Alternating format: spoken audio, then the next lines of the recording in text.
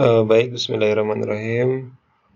Sebelumnya kita sudah mempelajari tentang kapasitor keping sejajar ya. Bagaimana kita menentukan nilai kapasitansi sebuah kapasitor keping sejajar. Aplikasinya sangat banyak sekali ya. Contohnya pada aki ya. Itu adalah menggunakan prinsip kapasitor keping sejajar. Bentuknya yang real nyata Anda bisa lihat pada contoh penerapan aki. Nah, dimana yang kita kaji tadi adalah letak medan listrik di antara dua buah plat yang punya muatan positif dan juga muatan negatif. Katakanlah itu bisa CO, bisa Zn ya, plat muatannya ini.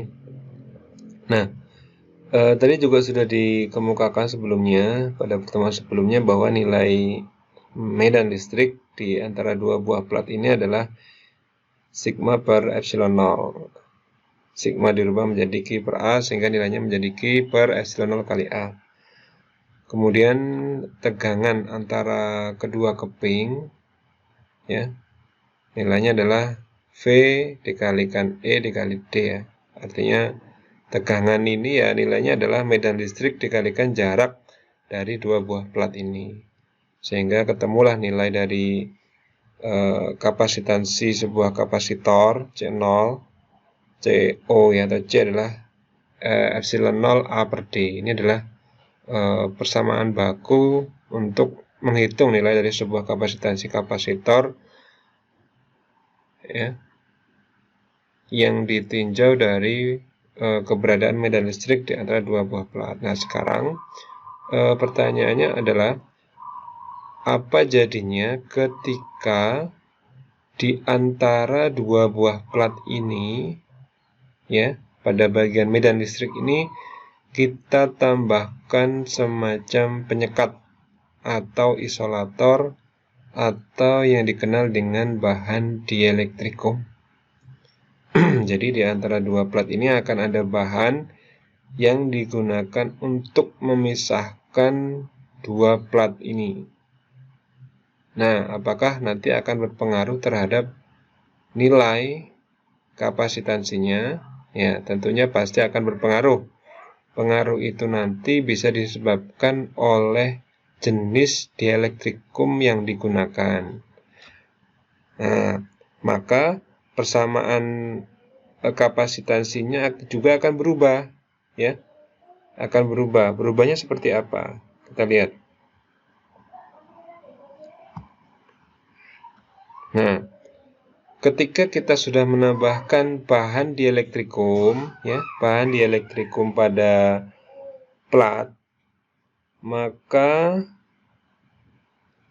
persamaan nilai kapasitansinya menjadi C penambahan kapasitansi sama dengan K dikalikan kapasitansi awal sebelum ditambahkan dielektrikum, sama dengan K dikali epsilon 0 dikali A per D sama dengan K epsilon 0 A per D ya. Ini menjadi K-nya hilang karena diasumsikan nilainya 1 untuk bahan udara ya. Kalau dia menggunakan bahan dielektrikum udara, maka nilai K itu dianggap 1 atau bisa dihilangkan.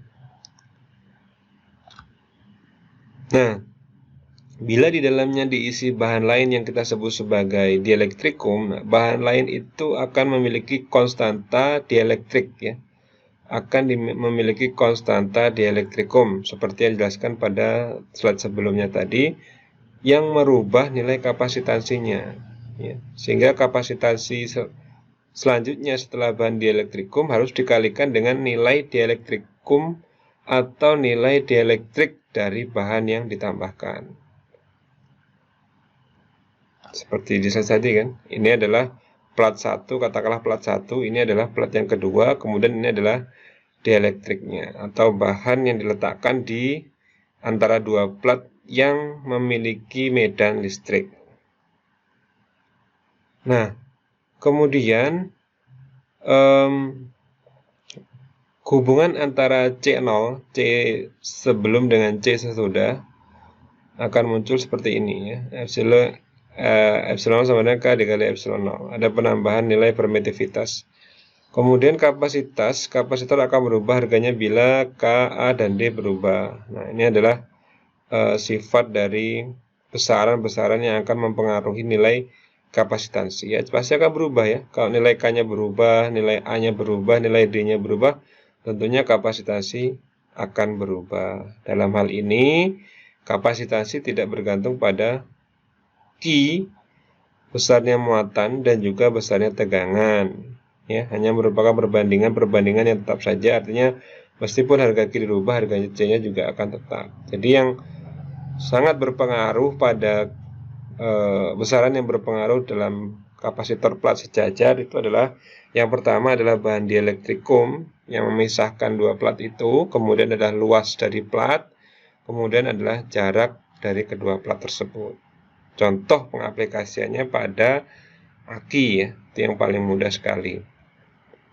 Nah, ini adalah gambaran nilai konstanta K atau nilai konstanta dielektrik kup dari beberapa bahan yang mungkin umum digunakan dalam pengembangan sebuah kapasitor.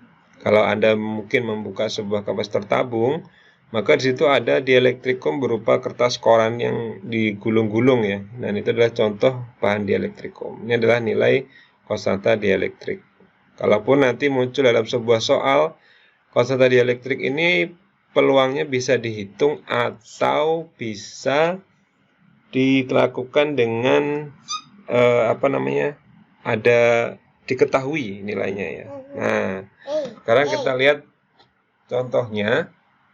Yang pertama adalah ini bukan contoh ya, sebenarnya latihan, tapi menurut saya ini Anda bisa kerjakan lah, sangat mudah sekali.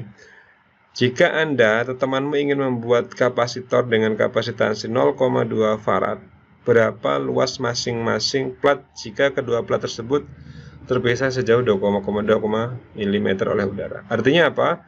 Udara di sini menunjukkan dielektrik, nilainya 1, artinya bisa diabaikan.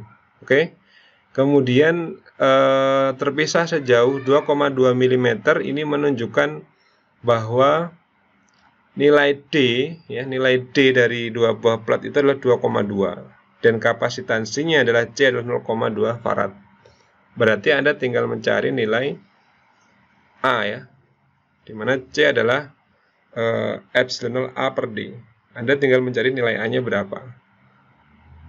Nah, ini dengan satuan dan besaran yang sesuai ya. Kemudian yang kedua, tugas yang kedua adalah Anda diminta untuk menentukan kapasitansi kapasitor ya, yang mengandung pada sebuah plat ya, plat berupa lingkaran yang berjari-jari 0,5 cm dan dipisahkan sejauh 3,2 meter ya, 3,2 mm ini maksudnya ya, 3,2 mm dengan konstanta dielektrikomikanya adalah 7. Nah, maka berapa kapasitansinya? Artinya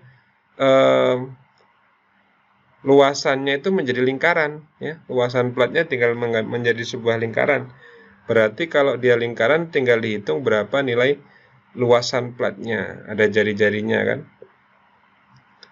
Luas plat itu dihitung dengan PR kuadrat kan, luas platnya A sama dengan PR kuadrat atau 1/4 PD kuadrat jika yang diketahui adalah diameter.